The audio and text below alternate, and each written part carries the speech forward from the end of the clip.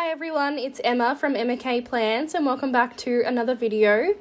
Today's video is going to be my plan with me for the week of September 6th, and I am using this Pocahontas inspired kit called Colours of the Wind from Glam Planner. I am doing it a little bit differently. Normally I talk through these videos, but I thought I would do a voiceover because I wanted to do a question and answer. So I actually did talk through this video and then I realized I just didn't like it, so I decided to mute it and do a voiceover instead. So that is why I am pausing in weird places and that sort of thing, and you can see my hands because I'm actually talking in the video as well, but hopefully you guys don't mind. So this is the kit. As you can see, it is a biddy kit from Glam Planner. I love this format for this planner. I think I was saying right now that this is the first week in this planner that I have just used a biddy kit. I didn't pull in any leftovers. I didn't, do anything else. It's literally just a biddy kit. And then obviously bottom washi and extra full boxes because that's the minimum that I need to do a spread. So I was kind of excited to see how it was going to turn out. So I added on the extra scene, which was kind of annoying that it was a scene, but I'm just showing here that I think it'll be fine, using half of it. And then that is the page of the functional stuff, I guess. It's a perfect, I was literally just saying how it's the perfect amount of stickers for me. It's got one set of glitter headers, it's got the check boxes, it's got everything I need, and then I was just showing the washi. I actually fucked the washi up really bad, which you'll see, and I'm glad that I am cutting it out because I was fucking angry at myself and I just looked stupid. So that's the basis of the video. So let's get into the Q&A. So I've got two parts. First of all, I asked 4 questions about a month ago now, and I'm going to read through those.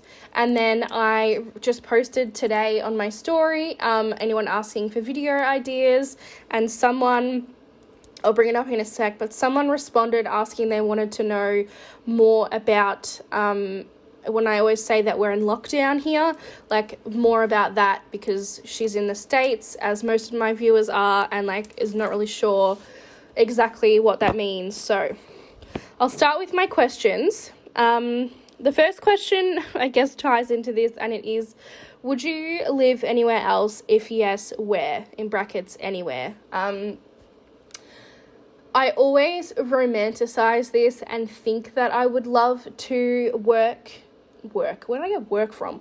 Live somewhere else. But then I think about it rationally and absolutely not. So I've always thought oh God, I wish I lived in the States. You guys have so much stuff that I want, and to be close to be able to travel to the States that I've been to and just have it be so easy, and all the stores and the food that I love. And then I hear about things like the Texas abortion laws and gun violence and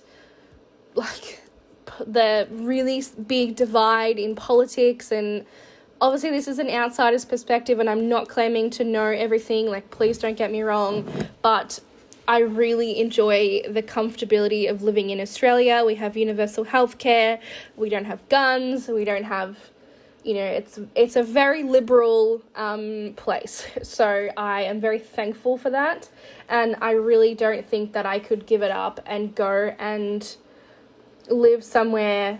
Australia is very, obviously there's difference, there's groups that aren't the same, but in general, Australia is a very collective society. We will do something for the betterment of others. For example, lockdown. We will go into a lockdown because we understand that, well, yes, it might not be the best for us, it is protecting the vulnerable and that sort of thing. We've always been a very collective society, and from what I see and hear about the States, it is for the most part the opposite. Again, there's obviously, I'm generalizing, but it's kind of every man for himself and I'm not used to that at all, and I don't think that I could cope. I guess my overall answer to that question is no. I couldn't see myself actually living anywhere else. Next person asked a couple of questions. So my favorite spread of all time is I think it was the September-October mystery from Glam Planner from 2019. It was the Aurora themed kit, and that is my favorite spread of all time. I've shared a few photos of it a couple of times. It's also on my Instagram if you want to see it, but definitely that spread. I loved the foil, I loved the colours, I loved how full my week was, and I just, chef's kiss, 10 out of 10, loved that. If you could only shop from one shop, who is it? That is a very hard question. I think I would have to say Scribble Prints Co. because she does, or maybe Caress Press, because they both do foil and kits. Maybe Scribble Prints Co. because she also does doodles and other things. It's a one-stop shop, but that's a tough question. Favorite planner item at the moment is foil bundles. In fun foil colours. I am obsessed with them. I can't stop buying them. I can't stop using them. I can't stop pairing them with kits. Definitely foil bundles. And then she also asks, is it ever frustrating being a planner person not in the States? I'm going to try and keep this brief. In a very short answer, absolutely yes. I pay heaps for shipping. Whether I pay directly to the shop or I pay a shipping forwarding service, either way, I pay a bomb for shipping, and it's just something that I'm used to. It is what it is. So that sucks. I have to buy my kits 9 or 10 months in advance because of the different seasons. So at the moment, you guys are buying autumn/fall kits because September, October, November obviously is fall. For me, March, April, May is fall/autumn. So that's 9-10 months away. So I have to get used to not getting instant gratification. I often have to use kits that maybe I don't really love anymore because, my style's changed or something like that, which is quite frustrating. So I have to be really organized. That's why I have a lot of videos of my kit storage and stuff, and they're very organized because I have to buy so far in advance. And then I often get frustrated with people who just assume that I'm American. I get more people than you would think commenting on my stuff saying, why are you using a autumn kit in May? That makes no sense. Let's just think about this for a minute. There is another half of the world that is opposite, so that frustrates me. But yes, overall, it is frustrating. The Australian planner community is very small, almost to the point of non-existent for me. I know there's people who participate in it and that sort of thing, but it's just not really my vibe. So yes, that's the short answer. Is that short? That was pretty long, but that's about as short as I can make it. And another person asked if you could only buy kits from one shop for the rest of your life, who would it be? Okay, so that's a different question than before. This would be Glam Planner because I could not live without Celeste Studio exclusive art. She's my favorite artist, as you all know. I could not cope if I couldn't buy her exclusive sets, and I feel like Glam Planner personally does the Celeste non-exclusive arts the best because they work together all the time. So Glam Planner. And then the last question that this person, or that I'm going to go through here, is, can you talk about being a gymnast? And then, she's asked the same thing. You were a gymnast. This is so interesting. I love watching gymnastics in the Olympics. Okay, so this is going to be a bit of a long answer as well, but I'll try and rein it in. So, yes, I was a gymnast for 10 years. So, from the age of 6 to 16, it was a huge part of my life. I literally grew up with gymnastics. I grew up with the other kids, the coaches. It was my life. I would go there all the time. I'd spend my weekends there. Huge part of my life. I was never going to the Olympics or anything like that, you have to be scouted from a really, really young age, and you have to, this is in Australia anyway, I can't talk about the specifics of US gymnastics. I know a lot about it, but not, I don't know, I'll get to that in a second. So this is Australia, and you have to have gone to, generally speaking, very specific gyms that are programmed for, like, the elite stream to go to the Olympics, and if you're not going to one of those gyms at a very young age, like, that's just not on the cards for you. So I went to the local gym, which was not at all involved in the elite stream, and made my way up to, the highest level, and I quit the day that I achieved the highest level because I was just done with it, but I just wanted to, tick that box, essentially. So, it's an extremely tough sport for a number of reasons. One, because you are, judged on everything you do. So when you go to compete, you don't, in running, for example, athletics, the person who runs the fastest wins. In swimming, you win the race, you win. You can, in athletics, you throw the fucking discus or whatever, the farthest, you win. It's pretty cut and dry. Gymnastics is not at all like that. It's all about how you are judged on both your difficulty and your execution. So how hard the stuff that you do is and how well you do it. So you get 2 scores, they add them together, and that's your score. And it totally depends on the judges of the day as to how you do.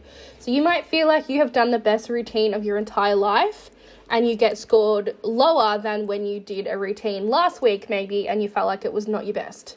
And there's no transparency, so you don't get to see what you got marked down on or why. You just have to cop it and move on. So in that instance, it is the most mentally exhausting sport I have ever known. It's a massive head fuck, and it is all down to subjective judges. So that's one of the reasons why it's tough. Another reason is that the competitive season in about 2 months. So you spend 10 months of the year training every day of the week and the weekend to compete in 8 weekends. So, I don't know another sport where the competitive season is so narrow, it's so short. So, for those reasons, it is very difficult. Obviously, I love watching gymnastics on in the Olympics. The Australian program is unfortunately not the best. We just don't have the biggest talent pool. So I'm always Team USA. We also don't have things like the NCAA, college gymnastics, that sort of thing. It's literally you go to one of these elite gyms, from a young age, you either make the team, or actually we don't even have a gymnastics team, it's all individual. You qualify, and then you might go with one other person from Australia. It's just not the same at all. So I'm definitely Team USA when it comes to gymnastics. But yeah, I guess that is a bit of a quick overview, but also was long, about gymnastics. If you want to know any more specifics, you can leave a comment or message me, but it is quite different. I know this person who commented is not from the States, but for my people in the States who are watching this, it is very different. So, okay, that's it for my questions for now. And then I'm also just going to open my message from this person. So Molly is her name. Does she have a planner Instagram? Okay, Instagram's styled by stickers. And she asked me, I actually want to know what lockdown is like. I live in the US and can't even imagine it. So, I have 7 minutes left of my video recording, so I'm going to try and keep it somewhat brief. Okay, lockdown. So I think, and I'm not 100% sure on this, but I think what I refer to as lockdown is what you guys in the States refer to as quarantine. So that time from March to May of 2020, when everyone was doing Zoom parties and staying at home and the shops were closed and all that sort of thing, I'm pretty sure you guys call that quarantine. That's what I've picked up in, movies and videos and stuff. We call it lockdown. So that's just to kind of give a bit of a starting point. So I live in Melbourne, Victoria, and we have just clocked over 200 days of living in lockdown since March 2020. This is the number one in the world. I think London was something, or the UK was something like 190. So we're now number one. So for me, in Victoria, lockdown means the following. I cannot leave my house for other than 5 reasons. One of them is for medical treatment. One of them is to go to the supermarket to get food. One of them is to get a vaccine. One of them is to get a COVID test. And then the other one is to give like compassionate care, or I think it's called caregiving or something like that. So outside of those 5 reasons, I'm not allowed to leave my house. I also cannot leave my house to go further than 5 kilometers, except for one of those reasons. So, the other one is essential work. Sorry, I forgot to say that. So I can't leave my house, and I can't go more than 5 kilometers from my house unless for one of those reasons. 5 kilometers is, I'm actually going to look up 5Ks compared to miles so you guys know. Look at me go. 5K to miles. That's 3.1 miles from my house. I can't leave. Otherwise, I have to stay at home all day, every day, do nothing. All non-essential businesses are closed and have been for over 200 days. So that is only supermarkets, chemists, the bottle shop, doctors, hospitals. Trying to think what else. They're the only things that are open. Schools are closed. Every school is remote learning, and every other business is closed. So shops, nail salons, restaurants, hotels, everything else is closed. I cannot go and get my nails done, as you guys can tell by my fucking hands. I can't go to the hairdresser. I can't go out for dinner. Everything is closed. It is a legal requirement that everything be closed while we're in lockdown. We also have to wear a mask if we leave the house. That's non-negotiable. That's a law. Or it's mandatory. So if you leave the house to even go for a walk on your own, like to walk the dog, you have to wear your mask. Non-negotiable. You have to wear it everywhere. Trying to think what else. So that's kind of the basics, and I guess you guys can probably see the difference between that and America. From what I saw, a lot of your guys' businesses were still open. You were just told not to go. I could be wrong. Whereas all of our businesses are actually closed. So I obviously work in the travel industry, and we can't travel from state to state. The borders are closed. You can't even, leave 5 kilometers from your house. So how are you going to leave to travel? So my business is built on traveling. So at the moment, I work from home, and all I do is cancel people's holidays. So that's really tough. My husband is an essential worker, so he goes out and goes to work every day, and I sit at home on my own all day, every day, and it is really a really challenging mental time. It's great after the first 2 weeks. You're like, yeah, fucking I can watch so much stuff on Netflix, and I can do this, and I can do that. However, it gets really fucking old really fast. It's really lonely. I haven't seen my family in months. That's another thing, we're not allowed to have visitors. So my family can't come over, my grandparents, my friends. I'm literally at home all day, every day on my own.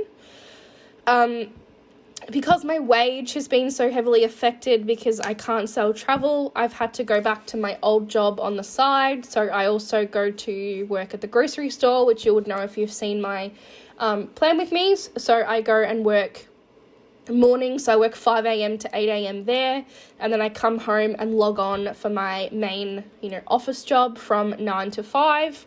So I'm having a fucking shit time. Not to be dramatic, but I'm earning less than I used to earn, and I fucking have to work 2 jobs to do it now. So does that kind of give you a bit of an overview on what lockdown looks like? It's really, really, really tough. It's mentally draining. It's lonely.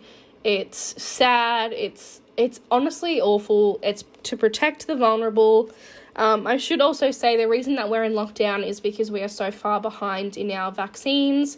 We're now starting to catch up. I think we're at 35% fully vaxxed. but we took a long time to get there. So I have my first vaccine appointment in a couple of weeks because I haven't been eligible, so that's really exciting. I can't wait to get my vaccine.